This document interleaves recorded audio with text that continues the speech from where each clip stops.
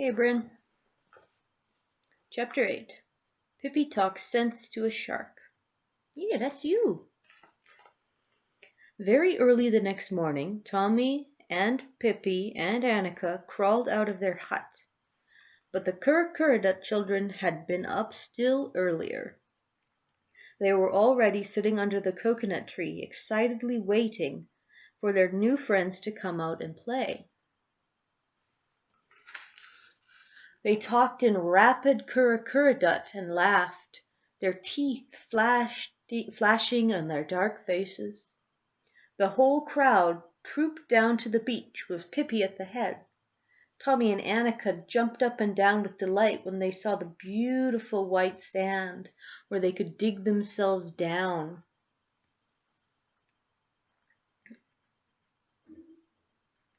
And the blue sea, which looked ever so inviting. A coral reef a short distance from the island served as a sea wall. Inside the water lay still and mirror-like. All of the children threw off their scanty clothing, shouting and laughing, dashing out into the water.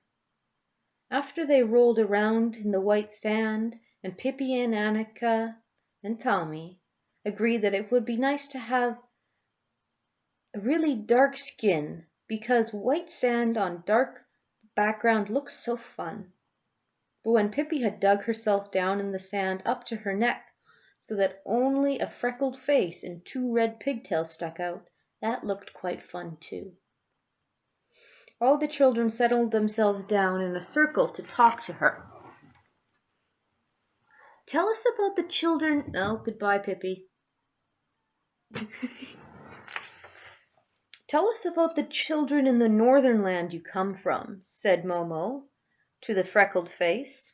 They love plutification, said Pippi. It's called multiplication, said Annika. And besides, she says, somewhat miffed, no one can say that we love it. Northern children love plutification, Pippi insisted stubbornly. Northern children become frantic if northern children don't get every day a large dose of plutification. She didn't have the strength to continue in broken Kurukuradat, but switched over to her own language. If you hear a northern child cry, you can be sure that the school has burned down, or that a school holiday has been given, and that the teacher has forgotten to give the children their homework in plutification.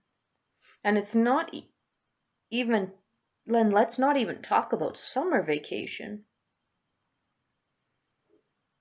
That brings on such tears and wailing that you wish you were dead when you hear it. No one is dry-eyed when the school gates slam for the summer.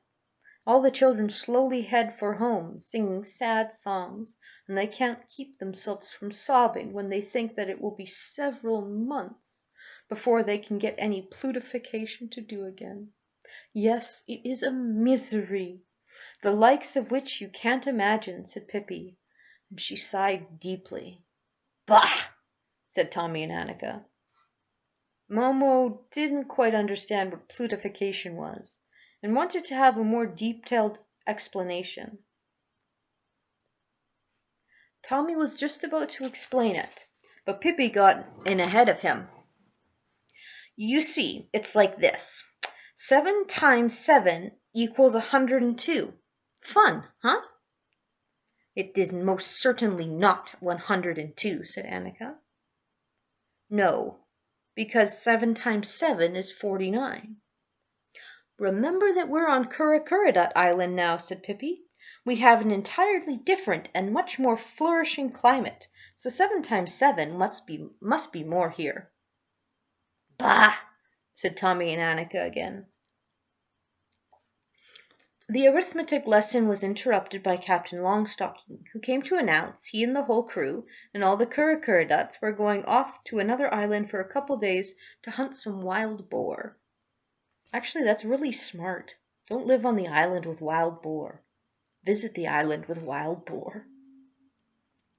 Captain Longstocking was in the mood for some fresh boar steak. The Kurukuridat women were also going to go along to scare the boar with their wild cries. That meant the children would be staying behind alone on the island. "I hope you won't be sad because of this," said Captain Longstocking. "I'll give you 3 guesses," said Pippi. "The day I hear that some children are sad because they have to take care of themselves without grown-ups, that day I will learn the whole plutification table backwards. I swear that to you." "That's my girl," said Captain Longstocking. Then he and all his grown-up subjects, armed with shields and arrows, got into their big canoes and paddled away from Kurukuridat Island. Pippi rounded her hands into a megaphone and shouted after them, "May peace be with you! But if you aren't back by my 15th birthday, I'll send out an SOS over the radio." As if they have radio on the island? Maybe not.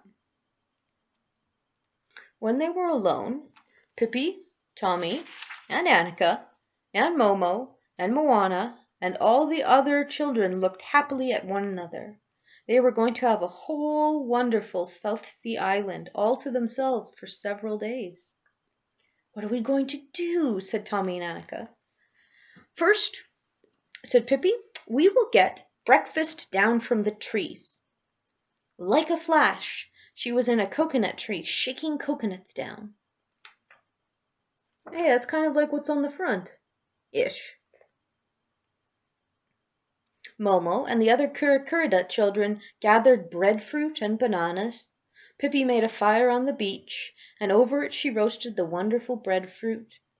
All the children settled around in a circle and had a substantial breakfast consisting of roasted breadfruit, coconut milk, and bananas. There were no horses on Kurukuridat Island, so all the native children were very much interested in Pippi's horse. Those who dared went for a ride on him. Moana said that one day she would like to go to the northern land where there are such strange animals. Mr. Nielsen wasn't going anywhere in evidence. He had gone off on some excursion to the jungle where he had met some relatives. What are we going to do now?" asked Tommy and Annika, when riding was no longer fun.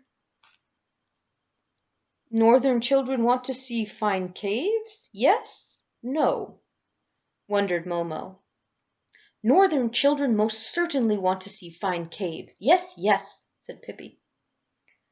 Kurukuridat Island was a coral island. On the south side the high coral reefs plunged straight into the sea, and there were the most wonderful caves which had been dug out by the waves. Some were down at the water line and filled up with water, but there were others higher up in the cliff, where the Kurukuridat children were accustomed to playing. In the largest cave they kept a big supply of coconuts and other delicacies. To get there was quite an undertaking. First they had to climb carefully down the steep side of the cliff, hanging on to the rocks which jutted out. Otherwise they would easily have plunged down into the sea.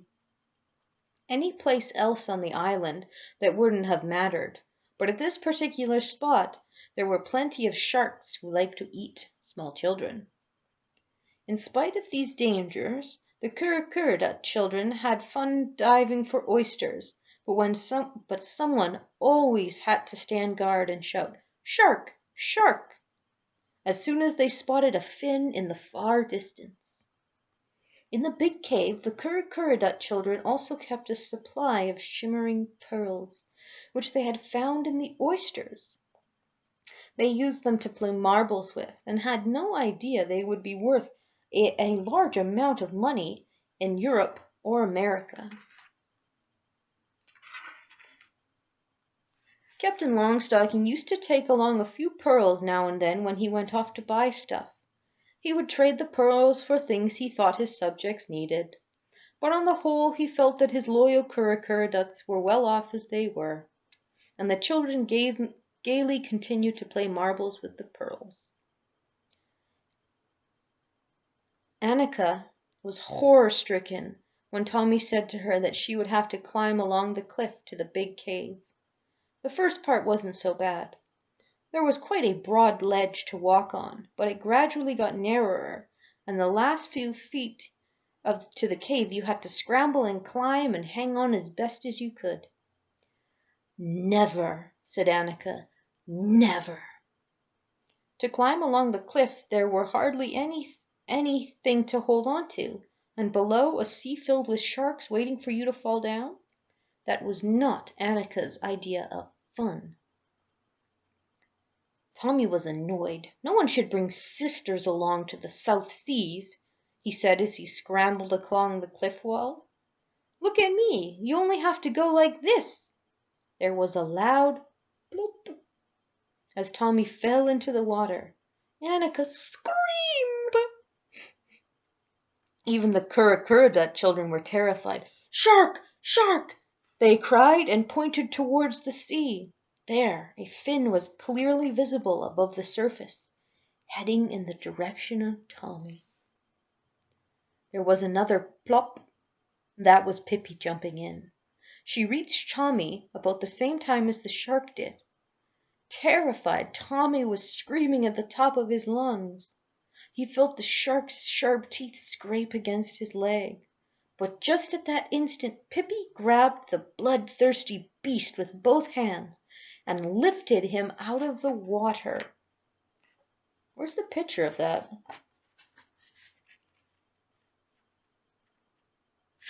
Ah, yes. Here, on the chapter page. I knew there was a picture.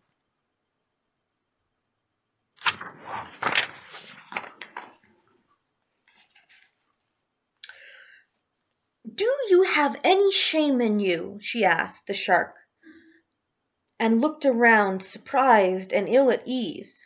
He was not able to breathe above the surface. "Promise never to do that again, and I will let you go," said Pippi gravely.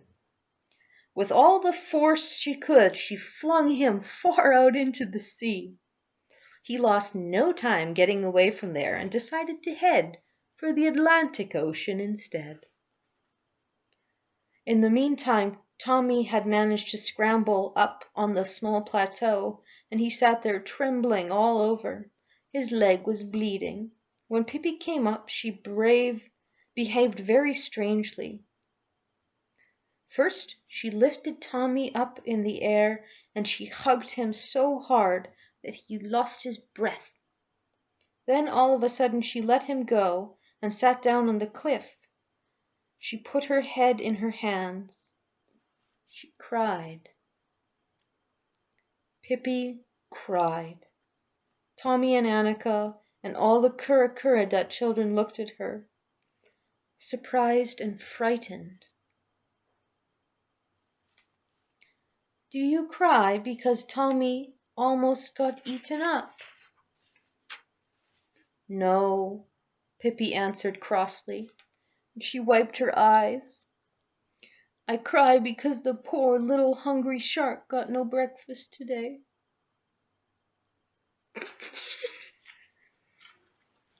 That's the end of chapter 8.